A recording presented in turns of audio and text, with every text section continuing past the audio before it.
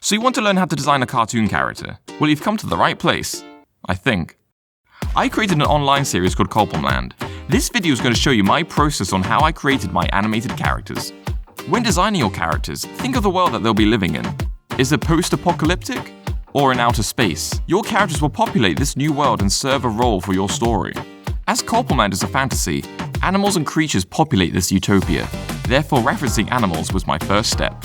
When designing your own cartoon character, referencing an object, person, or animal should be your first place to start. I went to the London Zoo to record quick primary observations. Don't be so precious with your work. Use different mark-making tools to limit your draftsmanship. You'll be forced to record the main shapes of your reference. Check out these primary observations I made. Monkeys and birds. Notice how I mainly focus on the overall silhouette and the main features such as beaks, tails, and limbs. The benefit of recording primary observations is you get a sense of movement, personality, and weight. But are you actually drawing properly, or are you just guessing? Let's check out this elevation of this glass bottle. Simple, right? Nope. This bottle has been crafted by multiple measuring methods. This is how to draw properly. Gesture drawings help out with planning out the overall design, proportions, and measurements.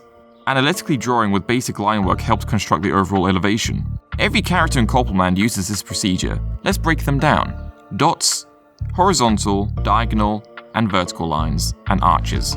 These are the only marks you'll use when drawing. Dots and arches are seen throughout nature, patterns and organic structures. The dominant lines are used for man-made elements such as objects and buildings. However, even in nature, you can find the break in the curve. This is why my observation drawings are linear. There's a geometrical construction in every person, object, and creature. To help the structure of your drawings, these lines are translated into our three favorite shapes: square, triangle, and circle. Basic shapes are used to construct the characters: square, circle, and triangle. These shapes ensure that there's unity and relationship in these designs. Cordo, the father of Culpamland, can be broken down into these shapes: a bell and a teardrop. These shapes stay the same when spinning on the Z-axis, making them practical when animating. When designing your character, make sure that you draw your design from multiple angles. This ensures that your characters are simple, practical, and have unison. Cordo's original design proved to be difficult as there was too much detail, whereas now, it's simple and easy to maintain. Even though these characters are 2D, there's a sense of depth and volume in their designs. This is due to perspective. But how do you make sure that your drawings have perspective? Remember how we started off with dots, lines, and arches, turned them into basic shapes? Well, now they've evolved into their final form: 3D shapes. Cube, cone, sphere.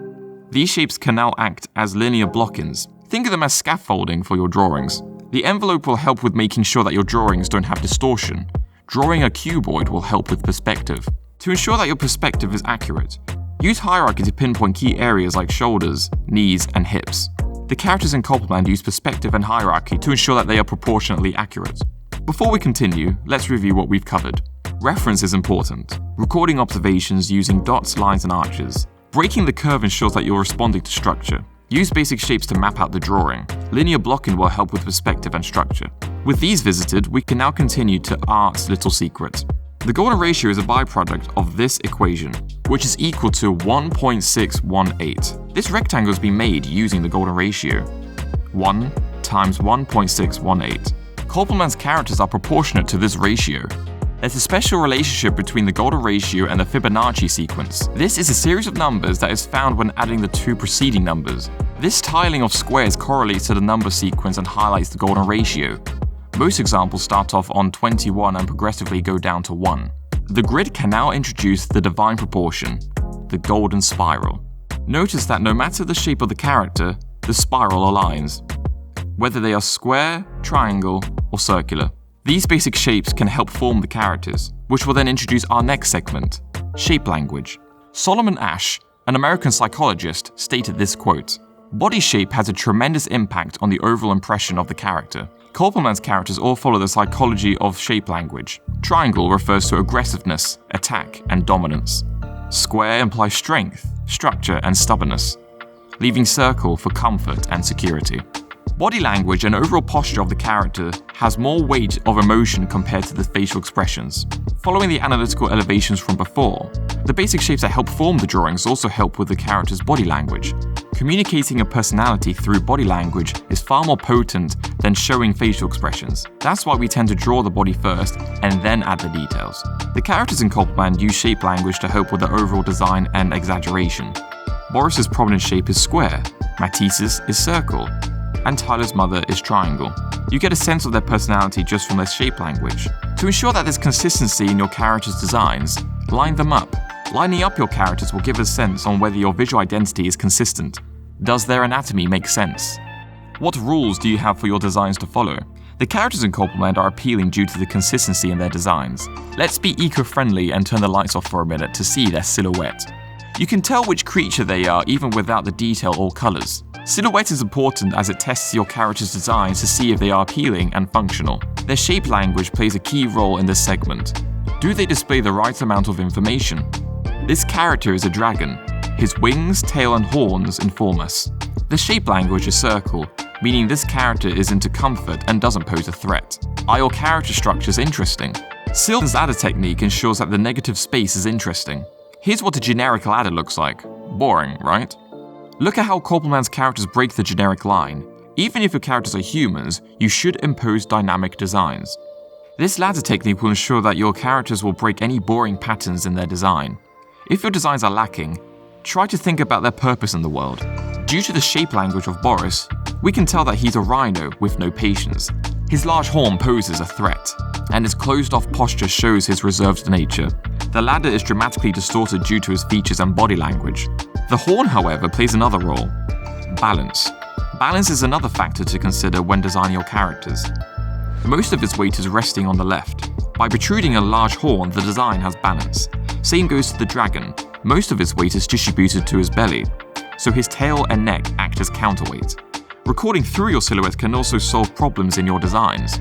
For instance, Tyler's eyebrows were added to break his previous bland design. I further pushed this design so that when he changes his emotions, his eyebrows unravel like string. This is more dynamic and visually pleasing. If your silhouettes are looking dull, try this method. Allocate an object to each character and rework their design. Cordo is a priest, so his design resembles a church. Grotto owns a pub, so basing his design on a picture gave him a more distinctive silhouette. The accountant works with stocks, so his body resembles the stock market. Tyler's mother is based off a timer, as she is running out of patience with her son. Use a thick pen to limit the detail of your character's designs. Play around with negative space. Imagine your character standing in a doorway. How would they look? Again, balance will be tested once your characters are placed in a confined space. As Tyler's mother is aggressive, she uses triangles as her main shape. I limited her design so that there are no true curves. Her eyebrows are shaped with an angle. Her negative space also uses triangles. A design style that Culpamland has is the floating elements. Some eyebrows and accessories aren't attached to the main body. This is to make the silhouette more engaging and distinctive. Once you are happy with your silhouette designs, now it's time to move over to the next segment. Color theory comes to play here. Light, medium, dark. Colors can have multiple meanings. Greens can convey nature and freshness, but also suggest toxic and envy. Reds are normally used for love, but also for anger and violence. Depending on your character's personality, use the appropriate color to match their persona. Tyler is the main character, a teenager with many issues to tackle. The use of green shows how friendly he is, whilst the browns on his outfit suggest a lack of status, power, and money. Cordo is the headmaster of the temple. Golds and burgundies show his power and wealth. Grotto's main color is blue, an inviting color, and his orange shirt shows his bombastic personality. Not only are they complementary, but the two colors also help define Grotto's role in this world of Culpamland. If you're stuck on which colors to use, try Coolors, a website that randomly generates color swatches to help you choose your colors that work well together. Perhaps use colors to set rules for your world. In Culpamland, any character that uses purple shows how toxic they are. Petra likes to see others fall into despair. Matisse will become toxic if he doesn't get what he wants. So we have our characters, their shape language, silhouette and color scheme. Now let's put them to the test. World building. Place them into your world that you're making for them. Culpamland is a tropical utopia that resembles romanticism. The characters' appearance accommodate to the setting. Due to the mixed media, I faced a new challenge to make sure that the characters blend in the environment, but don't get lost in the design. The 3D program Blender helps bring an atmosphere for the characters to live in. The 2D characters use flat, solid colors as they contrast against the textures and volumetric lighting. The environments mainly use browns and yellows to help make sure that the characters stand out. These background NPC characters fit into Culpamland as they follow the same visual identity as the main cast. Now let's place this character in. It doesn't suit. Now we're thrown off. If you're stuck with designing your characters, try out these drawing exercises that I used when crafting my cast. Use Googie Art to create an interesting silhouette. Only use 3 sets of 3. 3 circles, 3 triangles, 3 squares. Create a character from your newfound silhouette. Draw eyes, mouth, and any details. Redraw this character 3 times. Then redraw this design in 1 minute. Then redraw it again in 5 seconds. Draw a turnaround of this character. See whether you're able to keep the design consistent. Coolor used to look like this. Doing a turnaround proved difficult, that's why I changed it. Draw your character doing certain expressions. Originally, Coolor was designed with a beak like a normal bird. However, when showing certain facial expressions, it proved to be difficult. So I solved this problem by giving Coolor a normal mouth with the bill acting as a nose. Remember, design is problem solving. What are your character's roles? Grotto owns a pub, so he must speak up and shout across the room to retrieve orders. This is why his mouth is big. His main asset is his mouth. Write a few lines describing your character, their goals, motives, and beliefs. What objects do they use daily? What is their job? Their design should reflect their personality. And that's it! This video shows my process on how I design my cartoon characters in Culpamland, and hopefully it will help you with yours.